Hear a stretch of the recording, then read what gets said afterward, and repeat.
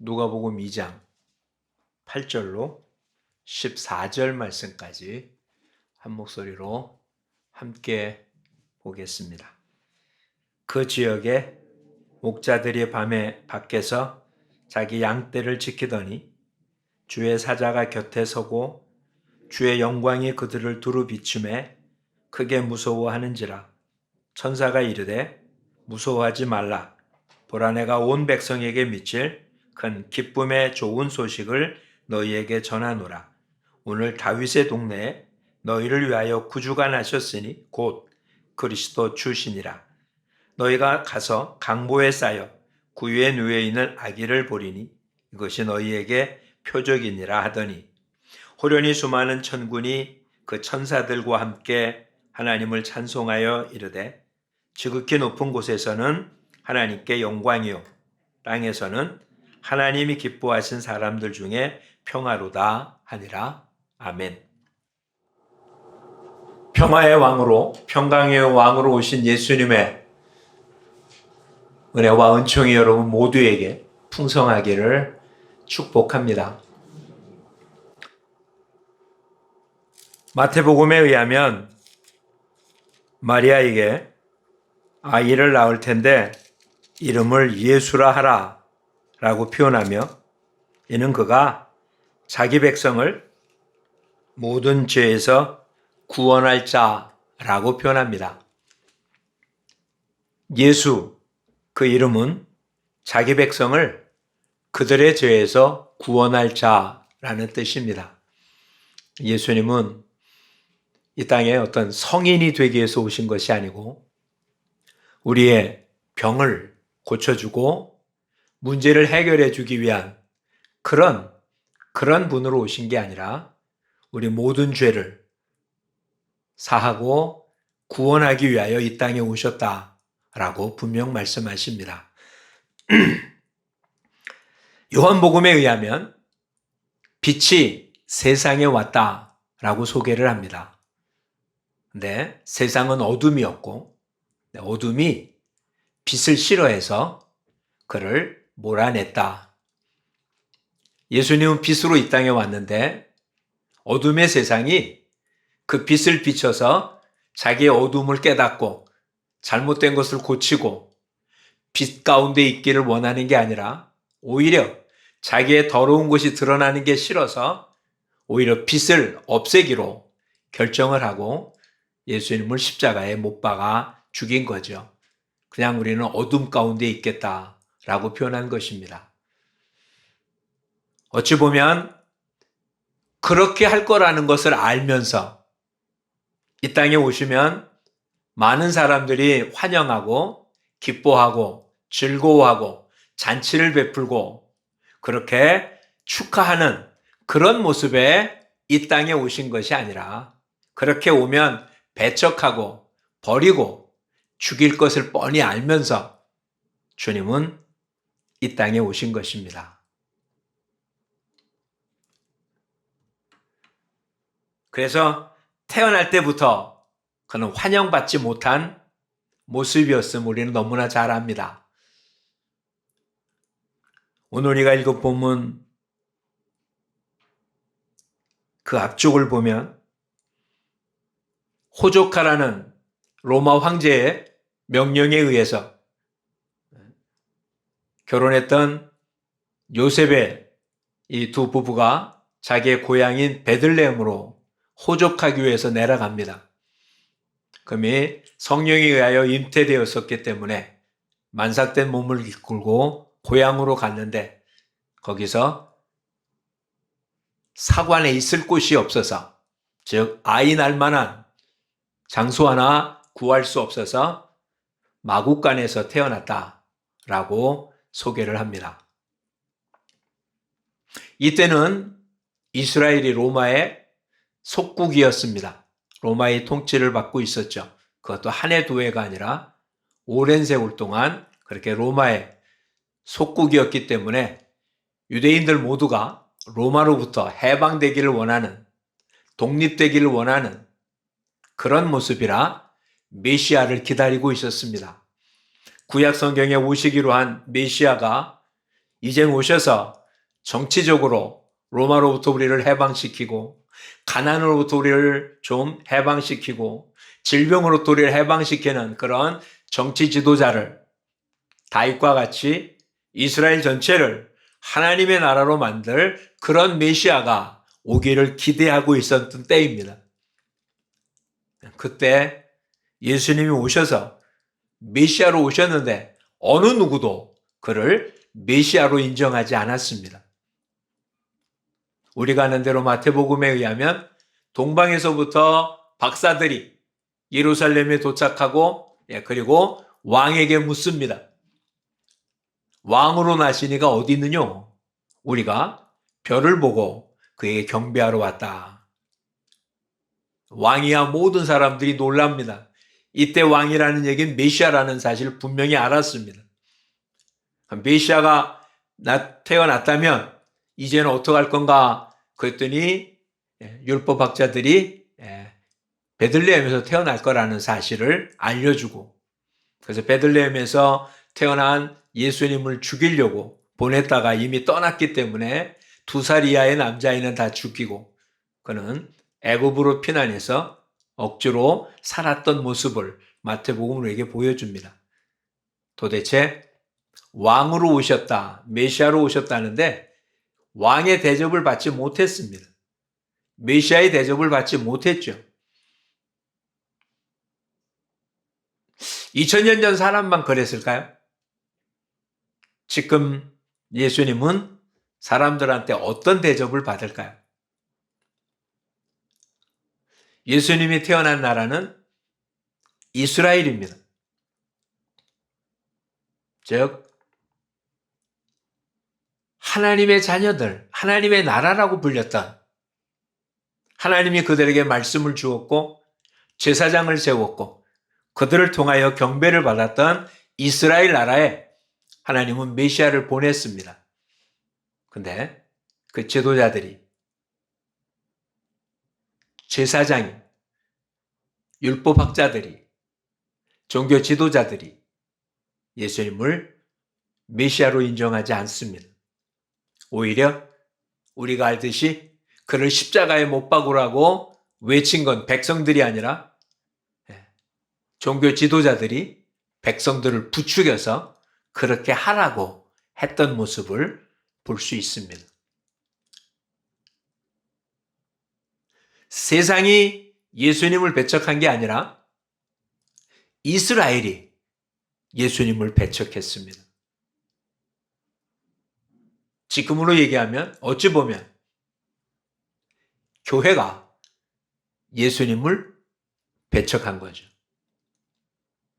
성도가 예수를 배척한 거예요. 이유는 단순합니다. 내가 원하는 메시아가 아니었다는 거죠. 내가 원하는 메시아는 정치적으로, 경제적으로, 사회적으로 나를 성공시키고 나를 위대하게 만들고 나를 돕고 이래야 될 메시아라고 생각을 했는데 그런 메시아가 아니라면 필요 없는 존재가 돼버린 거죠. 여러분은 어떤 예수님을, 여러분은 어떤 메시아를 기다리고 있고 여러분 마음속에 모시고 있습니까? 그리스도인이란 그리스도를 따르는 사람이라는 뜻이고 그리스도가 그 마음 안에 있는 분, 있는 사람 이런 뜻입니다. 우리 모두는 그리스도인입니다. 외적으로는 그렇습니다. 우리는 예배 드리면서 신앙 고백 드렸습니다. 하나님을 믿는다고. 나는 예수님을 믿는다고. 동정령에 태어났고 고난받고 십자가에서 죽으시고 3일 만에 부활하셨고 그리고 승천하셨고 다시 이 땅에 심판하러 오실 예수님을 믿는다고. 성령님을 믿는다고. 거룩한 공교회를 믿고 성도의 교통함, 우리의 죄사함 또한 우리가 영원히 사는 것을 믿는다고. 그러면 성도입니다. 그것을 믿으면 그리스도인입니다. 네, 이제는 좀 더 다른 걸 생각해 보겠죠. 예. 예수라는 이름, 그 예수님의 직책이 그리스도입니다. 메시아, 구세주입니다. 근데 아까 우리가 살펴보았던 예수라는 이름은 자기 백성을 자기 죄에서 건져낼 뿐입니다. 그런 예수님을 마음속에 모시고 있는 겁니까? 아니면 내 문제를 해결해 줄 해결사 되시는, 물론 해결을 해주시겠다고 약속했지만 그것만 원하는, 나한테 필요한 것만 공급해주고 내가 원하는 건 들어주고 뭐 이렇게 나와 관련된 것들만 신경 써주는 그런 예수님은 혹시 아닐까요?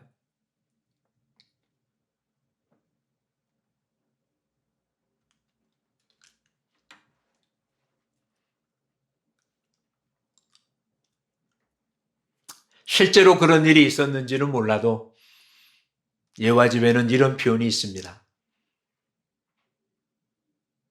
정말 지금부터 얼마 전까지만 해도 미국 안의 인종차별은 대단히 심했습니다.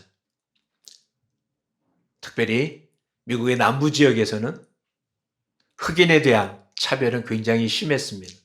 왜냐하면 그 흑인들은 대부분 노예들이었거든요. 목화밭에 농사 짓는 사람들은 다 흑인들이었고 백인은 지주들이었었습니다. 그러니까 남북전쟁 자체가 어떻게 보면 노예를, 흑인을 사람 대접하냐 안 하냐의 그러한 차이였던 것입니다. 그러한 지역에 백인들이 모이는 교회입니다. 어떤 흑인이 그 교회 앞에서 울고 있습니다. 사람이 물어요. 왜 그러냐고. 그 속에 있는 교인들이, 백인들이 그 흑인을 들어오지 못하게 합니다. 예배드리지 못하게 하는 거죠. 나 좀 들어가야 하랬더니 옆에 있던 한 분이 얘기합니다. 나도 못 들어간다고. 그분이 예수님이에요. 나도 저 안에 못 들어간다고. 이거는 만들어진 얘기겠죠. 뭐 예수님 그곳에 없었으니까. 네, 실제로 있었던 모습은 영국에서 있었습니다.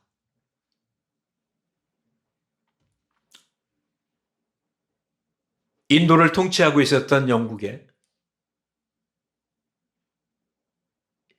인도의 한 사람이 영국으로 공부하러 갑니다. 그리고 교회를 들려가려고 하지만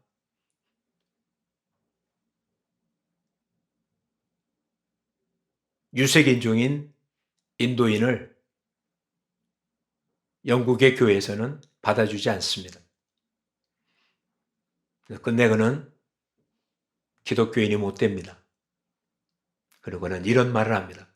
나는 예수는 좋아하는데 교회는 싫다고. 그게 인도의 간디입니다. 영국에 유학 가서 영국의 모든 사상이 기독교 사상이었으니까 그런 대학에서 공부를 하며 예수님을 접했고 그랬지만 영국의 교회는 인도인인 간디를 교인으로 인정하지 않았습니다. 그럼 과연 그곳에 예수님은 있었겠습니까? 오늘 우리들 다시 한번 살펴보죠. 예수님 이 땅에 오신 이유는 모든 이들을 구원하기 위해서입니다. 어떤 특정한 어떤 부류의 사람들, 어떤 인종들, 어떤 위치에 있는 사람들만을 위한 것이 아니라 모든 사람들입니다. 요한복음 3장 16절은 뭐라고 기록되어 있습니까? 하나님이 세상을 이처럼 사랑하사. 하나님이 유색인종을 사랑하사, 하나님이 백색인종을 사랑하사, 하나님이 어느 나라, 이스라엘을 사랑하사, 이렇게 기록되지 않고 하나님이 세상을 사랑하사. 세상에는 모든 사람이 다 포함되잖아요. 부유한 사람, 가난한 사람, 배운 사람, 못 배운 사람, 권력이 있는 사람, 권력이 없는 사람.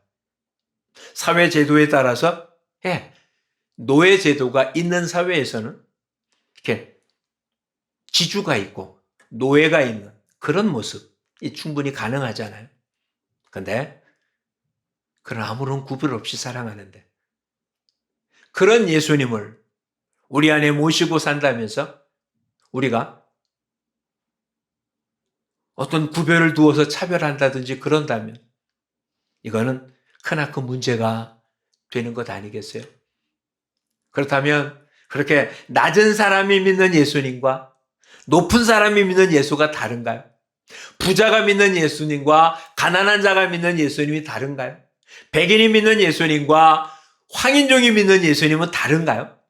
지도자가 믿는 예수님과 노예가 믿는 예수님은 다른 예수님인가요? 그럴 수는 없잖아요. 한 예수님을 믿고 있습니다. 한 하나님을 믿고 있습니다. 한 메시아를 믿고 따르는 사람들입니다.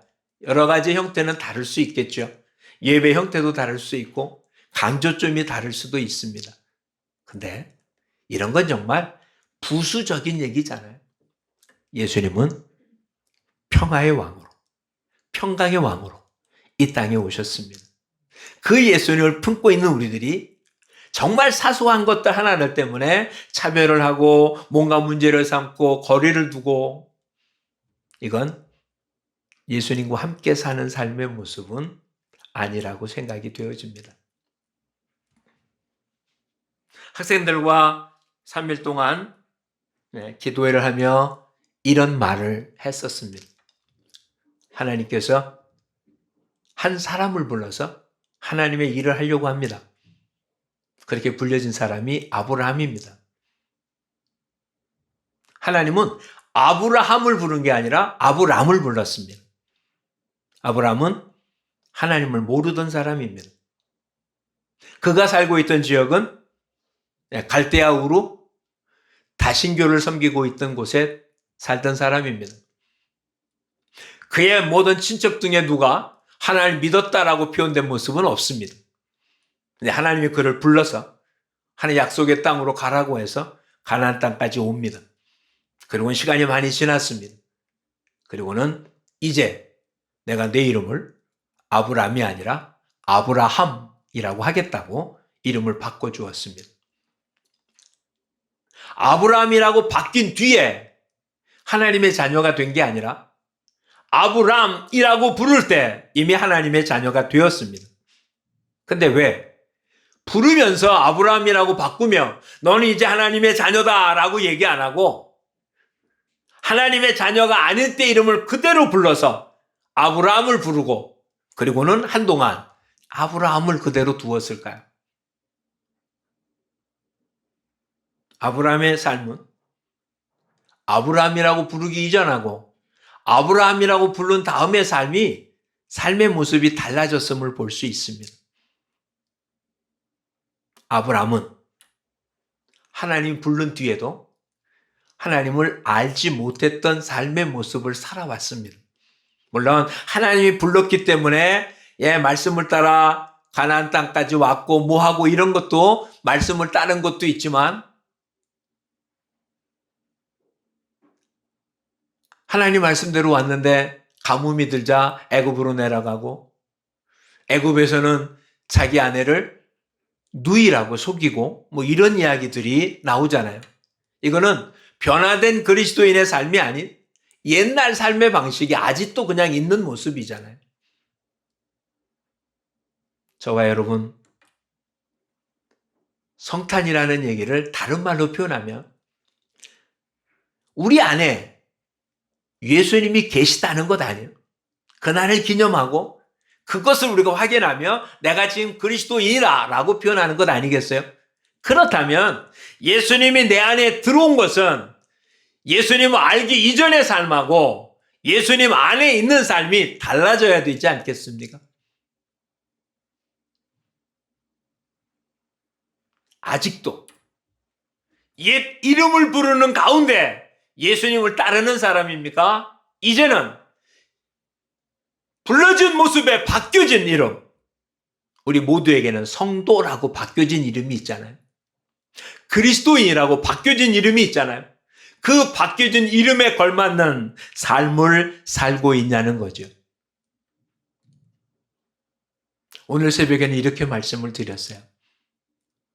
우리는 성탄절 그러면 25일 하루 성탄절입니다. 그렇죠? 그 전날 이브. 근데 교회 전체가 그랬는지 안 그랬는지 몰라도 구약 성경에 근거하면 이스라엘 백성들의 절기는 대부분 한 주간 동안 절기를 지킵니다. 그러면 성탄절 한 주간을 지내고 나면 무슨 날이 됩니까? 성탄절 한 주간이 지나고 나면 1월 1일 새해입니다. 그렇죠? 24일서부터 일주일 지나면 25일서부터 일주일 지나면 그럼 31일 마지막 날이고요. 그리고는 1월 1일이 되어집니다. 성탄절기를 지나고 나면 뭐가 된다고요? 새해라고요. 그러니까 새해는 누구로 시작하는 겁니까? 주님과 함께하는 날이라는 뜻이죠. 한 주간 동안은 성탄의 기쁨을 함께 누리고 그리고 새해는 예수님과 함께 시작하는 시작의 날인 거예요. 이게 그냥 형식적인 모습이 아니라 평화의 왕으로 오신 예수님이라면 평강의 삶을 사는 것이고 온유한 예수님의 모습을 닮아 온유한 삶을 살고 모든 사람의 죄 문제를 해결한 그 예수님을 닮아 죄 속에 있는 사람들에게 복음을 전하는 삶을 사는 것, 이게 예수님과 함께 된 변화된 삶의 모습 아니겠습니까? 얼마 전에도 말씀을 드렸는데 12월 25일은 예수님 태어난 날 아닙니다. 그냥 교회가 12월 25일을 예수님 태어난 날로 정하는, 그래서 절기를 지킨 거지 이 날이 예수님 태어난 날 아닙니다. 천국 가서 물어보지 마세요. 예수님 호족처분 떼어보거나 출생신고서 받아볼 이유가 없습니다. 그럼 왜 교회가 12월 25일을 크리스마스로 정했냐는 거죠. 여러분 주변에 이단들이 여러분에게 그렇게 속일 수도 있습니다. 그래서 태양신을 섬기는 어떤 모습에 따라 교회가 받아들인 것, 그래서 성탄절을 지키면 안 되고, 잊지 마십시다. 그리고 깨달읍시다. 12월 25일은 예수님이 태어난 날 아닙니다.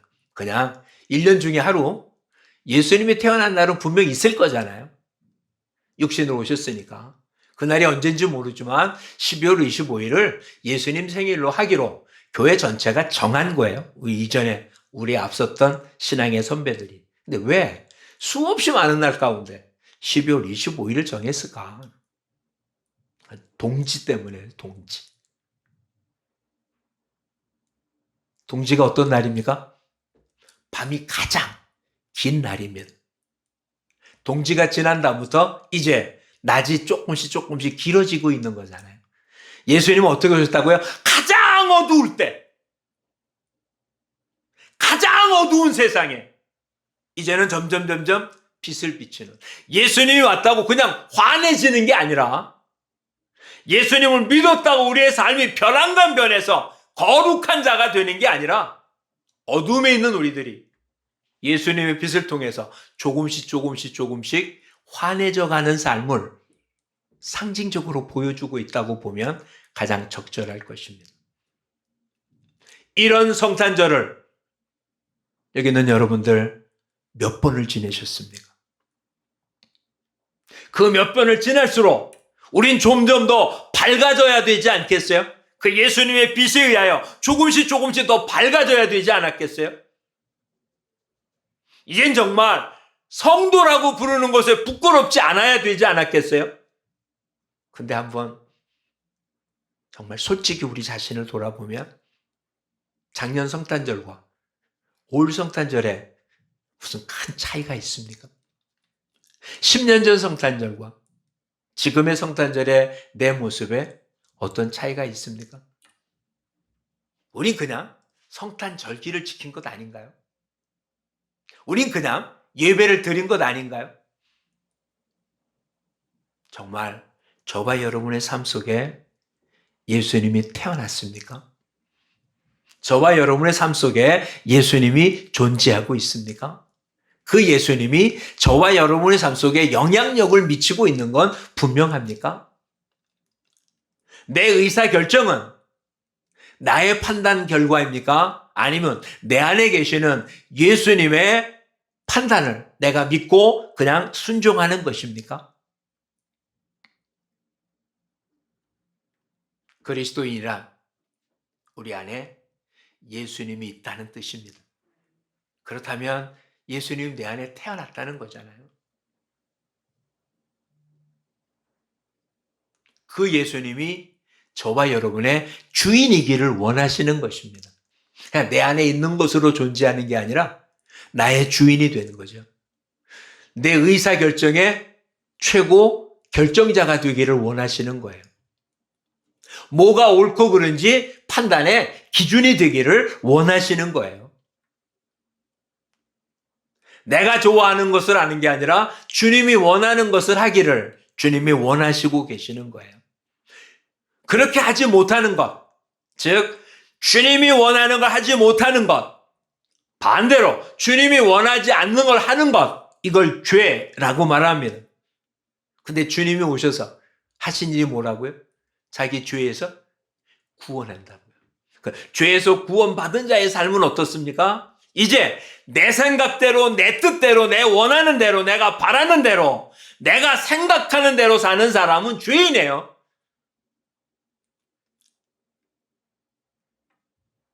의인은 하나님이 원하는 삶을 사는 게 의인인 거잖아요. 근데 우리 안에는 그런 걸 할 수 있는 능력이 없거든요. 아담이 범죄한 뒤 우리는 의는 없나니 하나도 없는. 그래서 의를 행할 수 있는 모습이 없는 우리들이기 때문에 우리로서는 할 수 없으니까 어떻게 해요? 예수님이 우리 가운데 오셔서 의를 행할 수 있도록 해주신 겁니다. 그 예수님과 함께 이제는 의를 행하는데 그걸 평강이라고 표현을 해요. 고린도후서 5장에 보면 그리스도 안에 있는 자는 다 새로운 피조물이다. 이전 것은 지나가시 보라 새 것이 되었다라고 얘기한 뒤에 우리를 보고 그리스도를 대신하여 화목케 하는 직책을 주었다라고 표현합니다. 그리스도인들은 예수님을 대신해서 다른 사람들을 하나님과 화목케 하는 직책을 받은 사람들인 거예요. 그래서 예수님은 평화의 왕이에요. 죄인인 우리를 하나님과 화평하게 만들어 주셨어요. 그 예수님이 저와 여러분을 통해서 또 다른 사람들, 우리 주변에 있는 또 다른 죄인들을 아직도 예수님을 몰라서 악을 행하고 있는, 악을 행한다는 게 우리가 보는 도덕적인 악이 아니고요. 하나님의 뜻대로 안 살고 자기 생각대로 사는 사람들을 하나님의 뜻대로 살 수 있도록 길을 열어주는 것. 그게 오늘 저와 여러분이 해야 되는 일인 거예요. 이제 우리 모두 이 한 주간이 지난 뒤 새로운 해를 맞을 때는 새 사람의 모습으로 새 일을 하는 우리 모두가 되기를 축복합니다. 우린 변한 게 없습니다. 근데 이제는 아브라함이 아니라 아브라함이라고 부르겠다고 하신 주님의 말씀에 따라서 주님의 일을 하는, 주의 말을 듣는 그런 성도가 되기를 축복합니다. 하나님께서 불러서 된 성도만이 아니라 이제 하나님의 부름을 받고 예수님이 안에 있는 그런 정도로 멈춘 성도가 아니라 내 안에 계신 예수님이 나를 지배해서 하나님의 일을 하는 그런 성도가 되기를 축복합니다. 이걸 다른 말로 얘기하면 성령 충만이라고 표현하는 거죠. 성령님이 내 안에 충만해서 기쁨이 충만하고 무슨 일을 해도 힘들지 않고 그런 모습은 다른 게 아니라 오늘 예수님이 나신 날을 기념하는 이와 같은 모습이 내 안에 새롭게 솟아날 수 있기를 축복합니다. 우리 모두 할 수 있습니다. 아니, 우리 안에 계신 예수님이 우리를 그렇게 하십니다. 저와 여러분이 그에게 순종만 하면. 신명기 28장은 축복과 저주의 장이라고 표현합니다. 1절부터 14절 말씀까지는 내가 내 규례와 율례와 법도를 지키면 들어와도 나가도 복을 받고 들에서도 떡반죽 그릇에도 소나 양떼에도 모든 것이 다 복이 되어지는 15절 이하에는 내 규례와 율례와 법도를 지키지 아니하면 앞에 있던 내용 그대로 반대로 들어가도 나가도 저주를 받고 그거 더 많아져요. 2배나 더 많아져요. 3배나 더 많아져요. 하나님의 말씀을 듣지 않으면. 자, 그렇다면 이제 성탄을 맞는 우리들은 어떤 다짐을 해야 됩니까? 주님을 내 안에 모시겠다는 다짐하지 말고요. 이미 주님 우리 안에 계세요. 이제는 그의 말을 듣겠다고 다짐하는 시간이에요. 우리 모두 우리 안에 계신 예수님을 깨우는 삶이 되기를 축복합니다. 내 안에 계시긴 한데 그냥 뒷방 거지처럼 그냥 어느 한 방에 구석진 곳에 있다가 주일 되면 한번 열어서 환기시키고 다시 집어넣고 절기 때문에 조금 더 좀 맛있는 거 해드리고 뭐 닫아놓고 이게 무슨 세상 사람들 제사 지냅니까? 평상시 안 했다 제사상 잘 차려놓고 이걸 신앙이라고 말하지 않습니다. 주님은 저와 여러분 안에서 저와 여러분의 주인이시지 결코 우리를 섬기려고 우리 안에 계신 분이 아닙니다. 우리의 섬김을 받아야 될 뿐이잖아요.